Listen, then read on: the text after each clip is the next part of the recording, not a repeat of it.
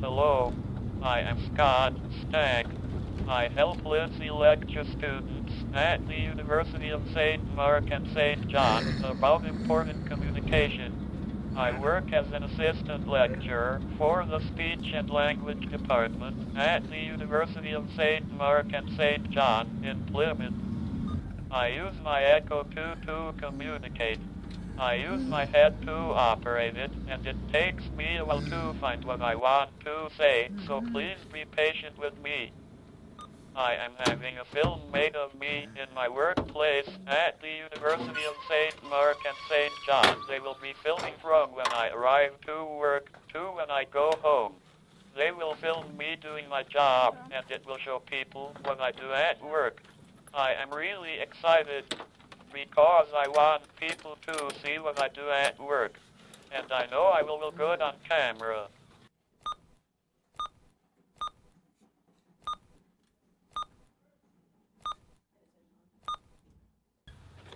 Scott participated in a research project that I was doing, so I met him through that, and what came across in my discussion with him was I was talking to him about his life and his aspirations for the future, and it came across really strongly that he wanted to work, just plain and simply he wanted to work. He wanted to get out of his home, go somewhere else, into a workplace, and just experience what being at work was like. And we just put the two and two together. As in the past, I've always invited guest lecturers into the subjects that I teach. Other people with cerebral palsy who use augmentative communication devices. And I've always invited them into the lectures in the past.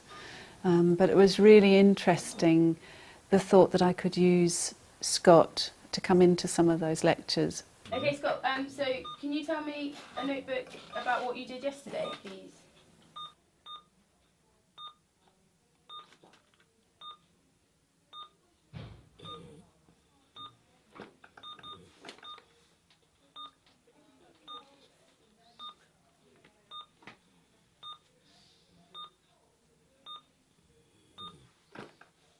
I had a good day yesterday, Sharon.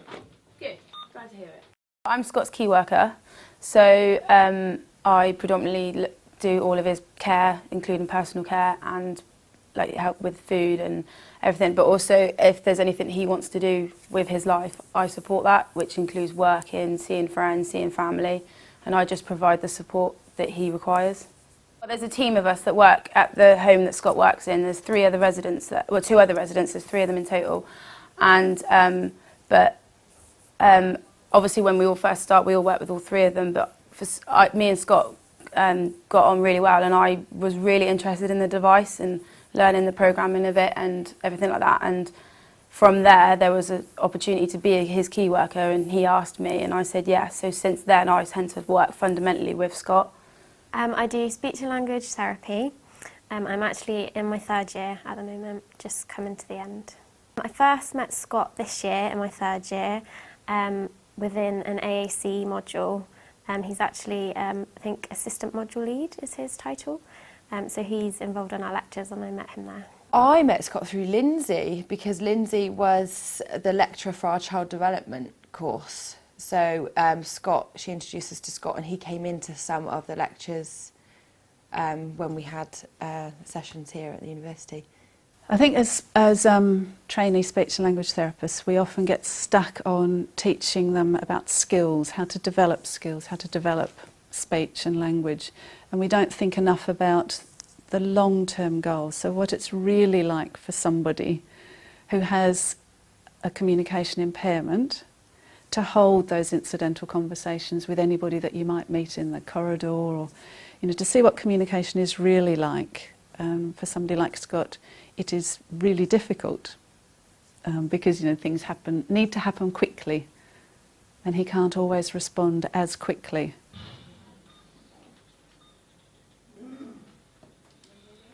Hello. Allow me to introduce you to today's guest lecturer, Erin Jackson. I am sure her lecture will be just as interesting as one of mine, so enjoy. Thank It's not a common, occurrence to have somebody like Scott working so closely with students in such an important role. But it's beneficial for both Scott and us, so it works really well, I think. A lot of people, especially out in the community, don't rarely get the chance to meet somebody like Scott, and let alone to have the kind of contact and that we've had from meeting Scott through our lectures. Because we haven't seen that side of speech therapy before. Rather than, watching videos or reading books about it, to have that physical interaction with Scott does really help. I think everyone has made a tutorial to sort of have their own time to speak with Scott. He just seems the perfect person to be in that role, regarding, irrespective of his disability, cerebral palsy. He's just the right person to mentor us, to tutor us. I think at first they were a bit intimidated by him, because obviously a lot of them hadn't met someone who uses communication devices before. But once you get to know Scott, and once you get to understand his sense of humour and realise that, he is just talking to you like I'm talking to you now, they talk to him fine. I think a lot of people's immediate reaction to anyone who uses communication devices is to talk to the carer, but quite quickly people realise actually Scott is the one you need to talk to, and they sort of don't acknowledge us that much anymore. I help to teach students in their lectures, and I often arrange tutorials with them in my office. This gives the students the opportunity to talk with me on a one-to-one basis and understand my communication better. It's a different way of communicating, sort of, so you have to allow him a lot of time, which I think a lot of people are quite uncomfortable with the silence that needs to be left just for Scott to process and to formulate his answer back. I need to give him lots of time. I think what happens with that timing, so you ask a question or you say something, and then you have to wait for him to respond. And in that time when you're waiting, it's usually silent, and most of us feel quite uncomfortable in silence. So as a listener, you're automatically challenged in what are you going to do in that silence whilst you're waiting for him to respond. Hello, how can I help you? Do you want me to go? Do you want me to go?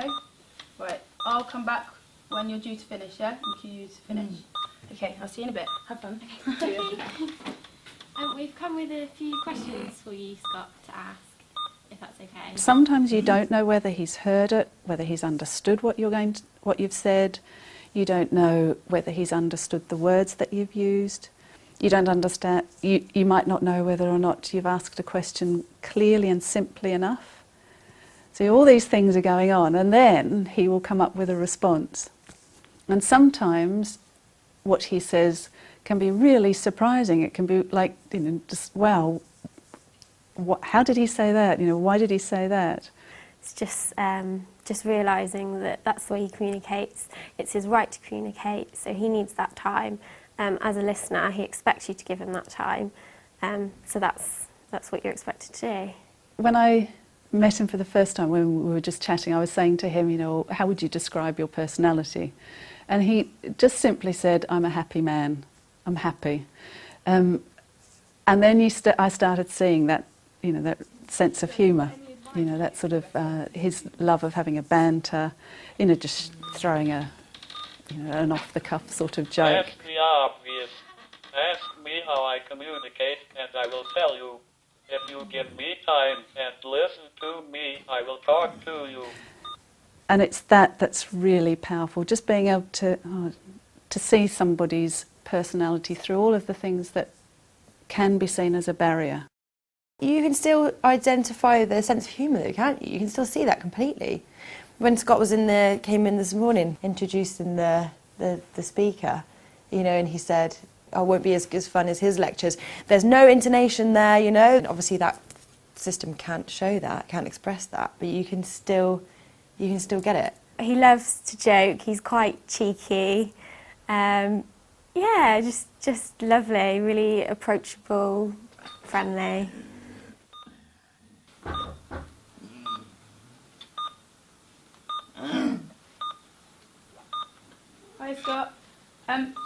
know your session's coming up to an end now, so do you want to wrap it up? That's all I have time for today. Thank you for coming to talk with me. Goodbye. Thanks, Scott. Yeah, thanks, See you soon. See you. Bye. Bye. Cheers.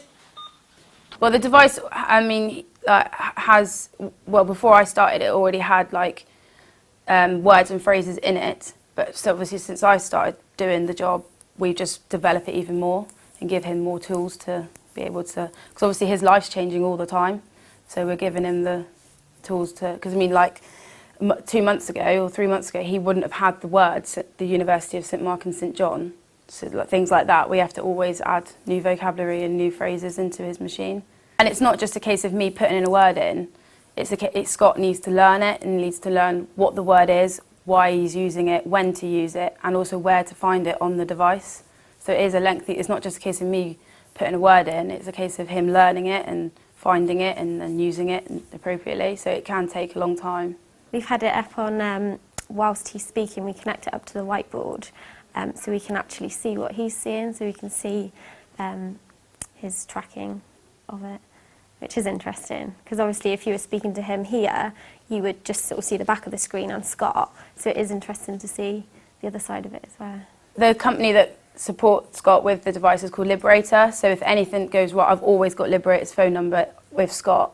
So as soon as it breaks, I phone them straight away, and over the phone they can give us advice on how to fix it. And if that's not the case and it has to be sent away, we use what we call non-verbal communication. So we've got like picture boards for Scott, and we'll just put it in front of him, and like I'll use my hands and he'll use his non-verbal yes or no to tell me the words that he wants to use.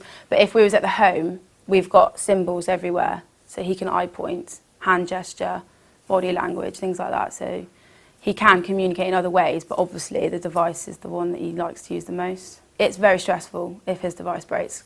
Like he said before, he feels his device is like a part of his body, and if that's broken, you know, he's very limited and very vulnerable, like, because he can't say exactly what it is he needs or wants. When he started working here, I said to him, you know, it'd be great if he could, you know, put himself about, show, you know, move around the campus, go to all of these different places to be visible. And he was really up for that.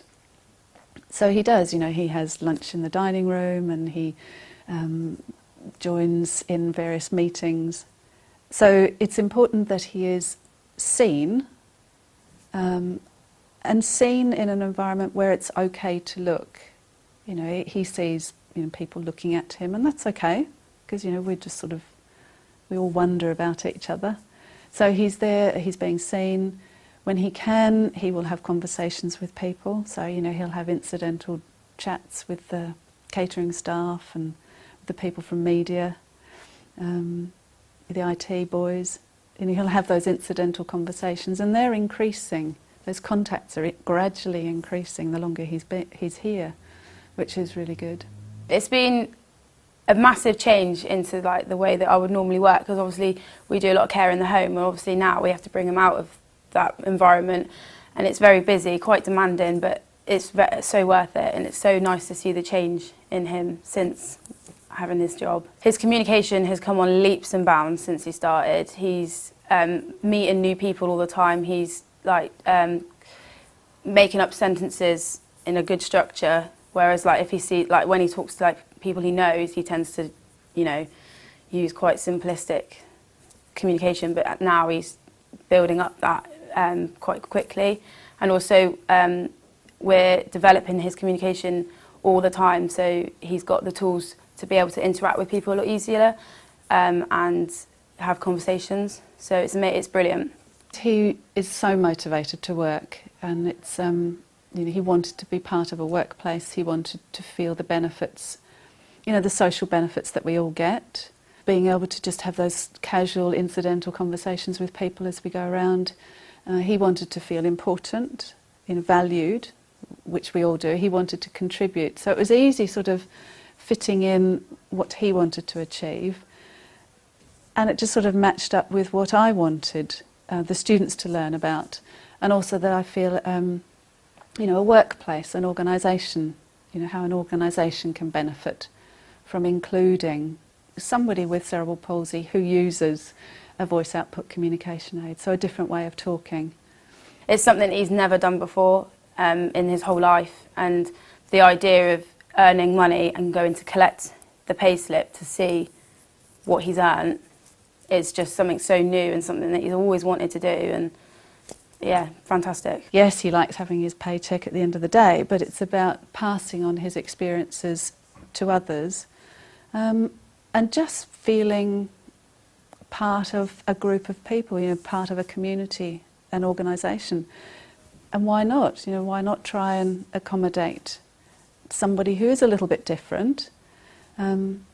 But it can be done. You know, we just have to think about other ways of doing it. He says a lot when we talk about it at home. He feels valued and he feels important, and he, you know, it's like a reason for him to get up in the morning and come to work. It's what he's always wanted. So it's just, yeah, he loves it. He had to completely change his routine around, his complete lifestyle around to be able to work here, but that's what he wanted. And now he's so used, you know, he loves coming in the 3 days that he does.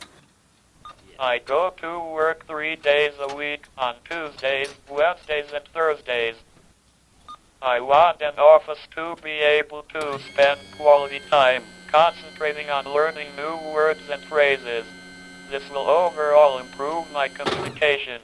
I also want to help the students at the University of St. Mark and St. John learn about AAC and my device. It has opened my eyes to the opportunities that are available to me. If I work hard and put the hours in, I get much more.